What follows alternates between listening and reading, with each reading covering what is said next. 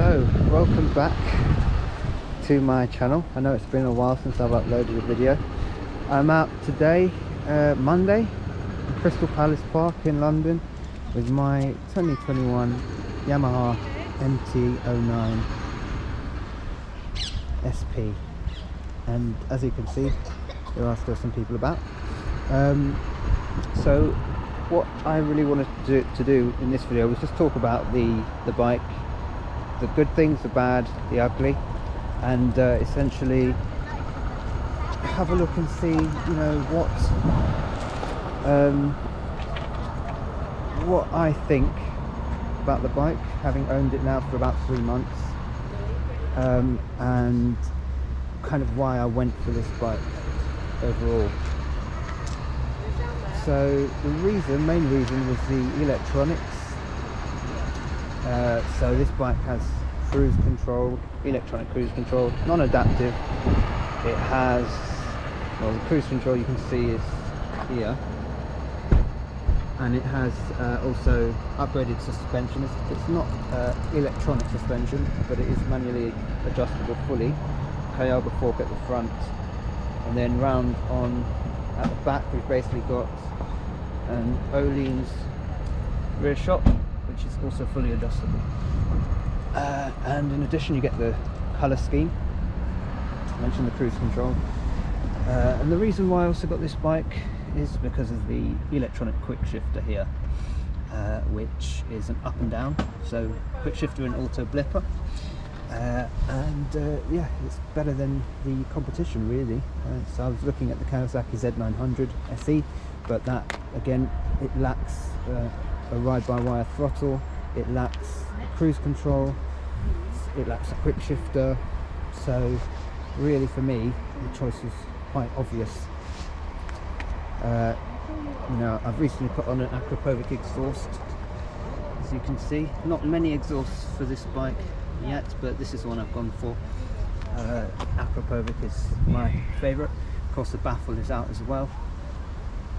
I've got Puig,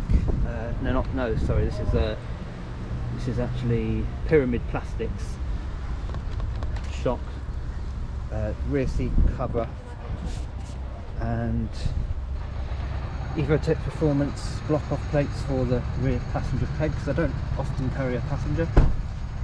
And then also Evotech Performance radiator guard, and obviously tail tidy, Yamaha tail tidy, and some bobbins as well. We've got axle sliders, bobbins, Yoshimura, and I've got 2 trackers on the bike and a data tool alarm as well. Should be flashing away just there. So yeah, really fantastic bike. I'll show you the screen in a moment, but there is a known problem with the bike, which is basically that the engine here, the ECU, is not tuned well. So sometimes it will, at low RPM or even idle, cut out, and it isn't the rider stalling. They know, Yamaha are aware, they have released an update for the ECU, so they will be recalling the bike shortly, and I'll be able to get it tuned, and then I'll likely get an upgraded air filter and a flash as well. But yeah, it is a known issue, and that's the only issue with the bike, which is actually major, but it is fixable and will be fixed. And then I've also gone for the screen as well, because I just think it makes the front end look a lot more attractive. These indicators are designed to pop out when brushed, so they're very easy to pop out of place, but again that stops them from actually being smashed. So I don't know whether that's a good thing or a bad thing. Some people think the horn is misplaced, but again it doesn't really bother me. And then also stickers on the wheel. So on the wheel we've got Yamaha sticker, and on the rear we've got MT-09. And also as well, I mean the list goes on and on, but really we've got this wireless quad lock phone charger, USB and heated grips. Yamaha's only heated grips, as you can see, Yamaha. And you also get the brushed brake fluid reservoir and this kind of brushed finish to the suspension. It's absolutely beautiful bike. Yeah, there's not that much more I can say about it other than showing you the screen and having a listen to the exhaust. So you can see it's got an immobilizer as well, flashing there, and it's got data tag sticker which I've put on there, and another one which you should be able to see inside there. So the screen is TFT. I'm going to take the alarm off, which if you have a look, the lights will flash twice when it's on and then once when it's off. I've also got these knee grip pads as well. You can see when I put the exhaust on, the lambda cable is routed all through here. It's an extension and then it runs into this cover here. So turning the bike on, and then you do that. You can see the screen now. So you've got heated grips on 10, which is the maximum setting. You can change the coolant temperature and the odometer. So essentially using this menu, you can change that setting, the heated grips, and so it's only these 4 parameters. And then you've got on the left, you've got traction control mode, drive mode, and these are changed with the mode button in here. So it's mode, and then you can adjust the traction control mode, manual, 2, 1, manual, and you can hold it and then it goes off, and then the stability control remains on. That tells you the traction control is off, but I tend to have it on manual because that's something you go into the settings and then you can have the traction control the way that you want it. And then mode again switches back to drive mode 1, which is the most powerful. Then you've got 2, 3 and 4. 4 is like super rainy mode. 3 is again gets full power but very slowly.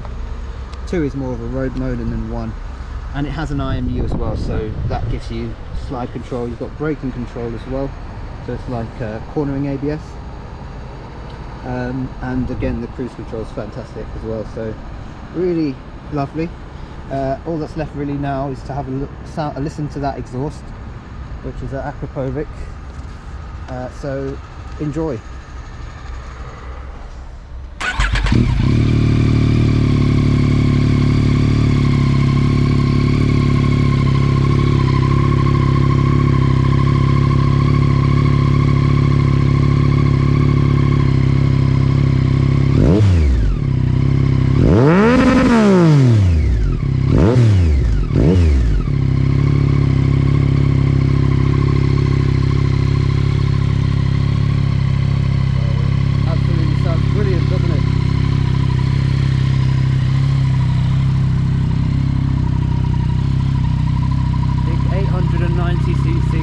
Only weighs 190 kilograms, so it is absolutely amazing, that sound.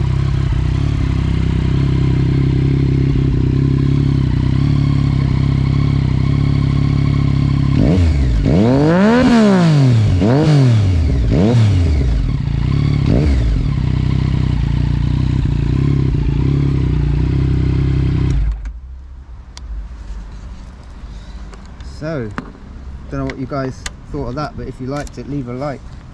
I certainly loved it, and of course the real sound, you need to be here to experience it. So I doubt it does it justice, but it really sounds fantastic. So yeah, this is the bike that I've chosen. I used to ride a Kawasaki Z650, but I just woke up really one day. I had a dream almost about just buying this bike, and it just felt right, and I haven't looked back. Once the flash is done from Yamaha, the recall, oh, that's the alarm that automatically switches on. Don't worry about these watermarks. I cleaned the bike yesterday with the I think it was True Tension foam cleaner, and obviously I didn't wipe these all off, so I can do, but it's basically waterless cleaner. But yeah, I didn't fully wipe it all down, but it's a nice convenient way to clean the bike as well. You do just have to make sure that there aren't marks left over. But yeah, so guys, you let me know if you think I made the right choice. This is the lightest in its class and is gorgeous, beautiful, and I just love it. And you can see the 3 header pipes. This is a full system. Quite a bit of a pain to get access to the header bolts in there, but you know, you just need to move the radiator out of the way, and then it's quite easy from there. Put all the 3 pipes together and actually build it. So put these springs together as well, because it's difficult to do once it's on here.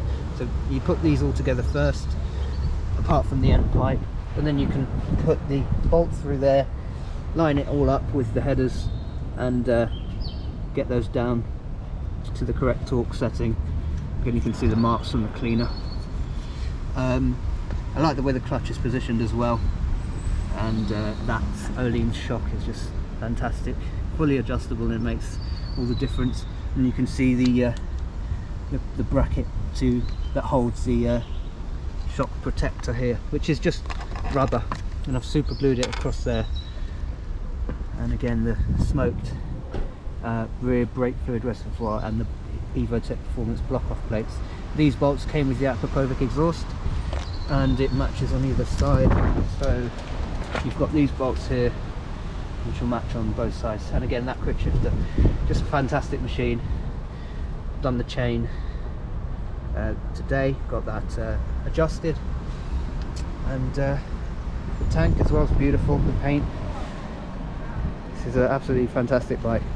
So guys, yeah, leave a like if you liked it, a dislike of course if you didn't, and a comment if you think I'm, you know, rubbish at making videos and boring. Let me know. And of course subscribe.